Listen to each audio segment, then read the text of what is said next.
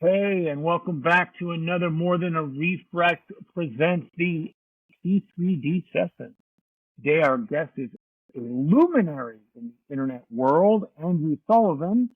We're going to be talking about the inshitification of the internet, but Andrew, why don't you introduce yourself a little bit? Sure. I'm Andrew Sullivan. I worked on the internet for the past, many years. Before that, I did some work on Postgres, which is how Josh and I know each other. And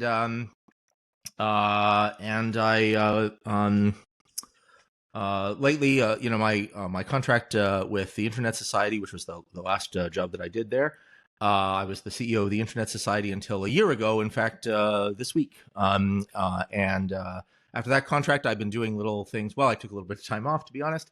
I've been doing little dribs and drabs for people, mostly having to do with, development of Internet policies, applications that connect to the Internet, and what you do with them, what the right way to manage those kinds of questions are. Okay, so I want to do some clarification for our guests because internet is kind of become a broad term now, right? We're not talking about what people think of as the internet. We're talking about the underlying internet process and the protocols and bureaucracies that allow all of this unification to ride on top of it. Would that be accurate? Well, that's certainly what the Internet Society itself concentrated on. We concentrate on, and I'm still a member of the Internet Society, and it's a charity. You can join it. Membership is free for individuals, but they also take donations. And if you want to give them, I'm still a fan of the Internet Society, and I would be pleased if people wanted to support them. The Internet Society concentrates on the Internet itself. It was founded more than 30 years ago, and it was founded by the people who invented the Internet. So its concentration is really about, how the Internet works, the parts of it, and making sure that the standards are healthy and all the rest of it. That is where the Internet Society concentrates. But my own concentration has been over time to sort of run up and down. So that includes, various applications that run on top of them and the implications for the underlying infrastructure, which is, where a lot of those kind of questions about, what are applications doing to the internet, where they arise. So you've had some stints with IETF, you've had some stints with Affiliates, and deep knowledge of DNF, as well as the Internet Society itself. In a lot of ways, if we're talking about the layers of the internet, you're not at the consumer level, right? You're at the literal engineer, whether it be policy or not, you're the engineered level that allows the consumer, whether it be business or person or porn or whatever, to constantly ride the inner tube. That has been where I've spent most of my work. Yeah, I've worked mostly on infrastructure and so on. But one of the challenges that the Internet Society had, and one of the things that became very interesting to me, is that the challenges that we're facing as a society with, let's face it, approximately 5 to 7 very large tech giants, those are affecting what we do with the fundamental pieces of the internet. So to give you an example of this, a couple of years ago, the government of Canada, I'm in Toronto, the government of Canada decided that certain large media companies, it turns out that really the aim was Meta and Alphabet, but, because they've taken most of the ad revenue, they were a threat to media. They were a threat to news organizations. So the answer was, well, we need these news organizations to get money. And so what we're going to do is we're going to try to get the money out of Meta and Google, out of Facebook and Google, really. Well, we predicted what was going to happen there, which is that Meta was going to turn this off and Google was going to come up with whatever they could come up with, and then they were going to pay that much money to a single fund. Yeah, Canada isn't that big of an economic power. It isn't just that. Yeah, but it isn't just that. The basic problem here is that the news stuff that you copy into Facebook and Instagram doesn't make any money for Meta. It makes some money for Google. And so Google wanted that to be as efficient as possible, and Meta didn't care. What has happened as a result of this is that Meta has turned off all news access to on any platform that Meta controls inside Canada. So if you are a Canadian and you want to post, some news to your friends that, just about local news to your friends in other parts of the world, you can copy that into your message and they will block that message. But also, they will block any messages that come into you with news URLs in them, what they consider news URLs, and they'll block them, and you won't see them. Is this what you would consider enshittification? Yeah, I think that whether we call it enshittification or not, I think it's a terrible policy. I think what it's doing is it's ruining the potential that the internet has for a large number of people. And I think that's a bad thing. Now, there's no question that, Meta used news organizations for several years in order to increase their importance to people, to get them to live inside Facebook or Instagram or whatever, rather than to live on the public internet. And I think that's what Dr. O's point about enshittification is right. Sorry? Facebook wants to be what AOL was in the 90s. Totally.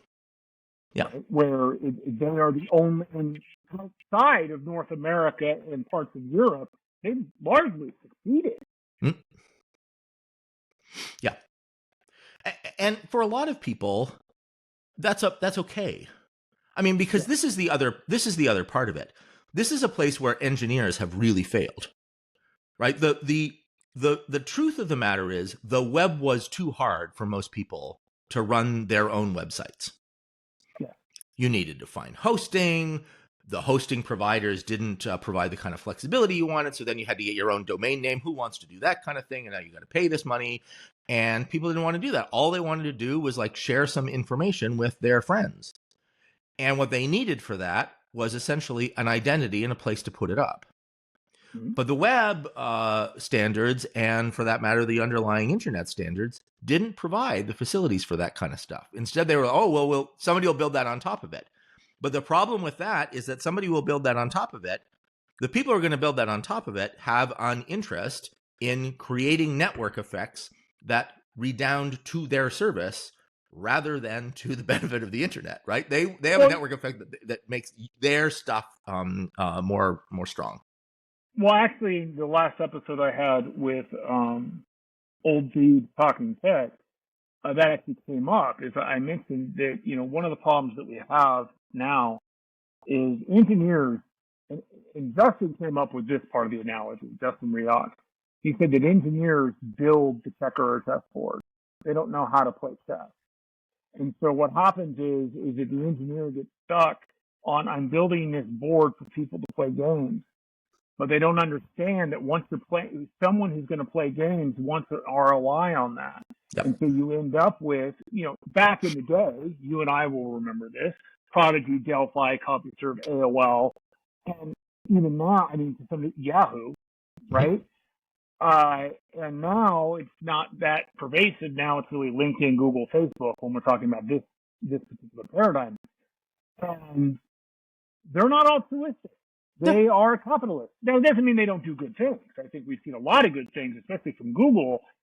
But their primary responsibility is to return a profit for shareholders, not to be good for people. That's right. It's kind of worse than that, right? That the courts decided not only is that their primary responsibility, it is the overriding responsibility. If they have two choices and one of them is just marginally better for shareholders than the other one, but the other one would actually be better for everybody, they have to pick the one that is only marginally better for shareholders. That's a legal requirement on businesses. Right. And similarly, you could become a nonprofit, like a 501c3 or something, in which case your primary focus is the public good. Sure. But Mark Zuckerberg didn't quit Harvard and become one of the richest men in the world to start a 501c3 to compete with what gave him his private island. True. The other thing about it, of course, is that you can't always be a 501c3. There are lots of things for which you just couldn't be. Correct. Right?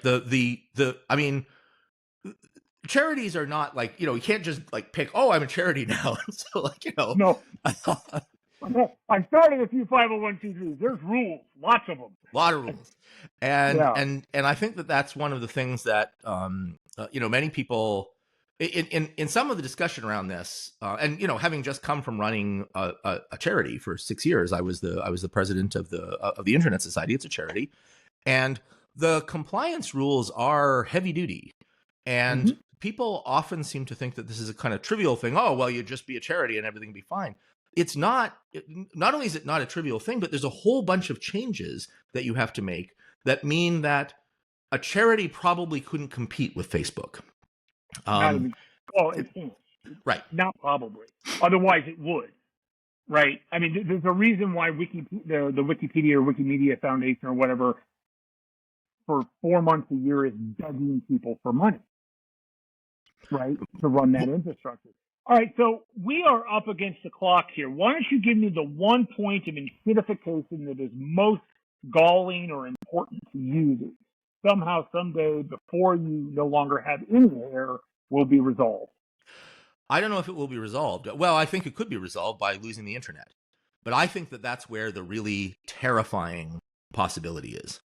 That the internet is this almost magical infrastructure that gives the people who are running it, the people who are using it, because every one of us who is using it is running some part of it. Oh, yeah. It gives us that capability to create a network that we want. But because we are unhappy with the behavior of a tiny number of very, very large and extraordinarily wealthy corporations, we are gradually making rules that are taking away the internet and substituting for it cable TV.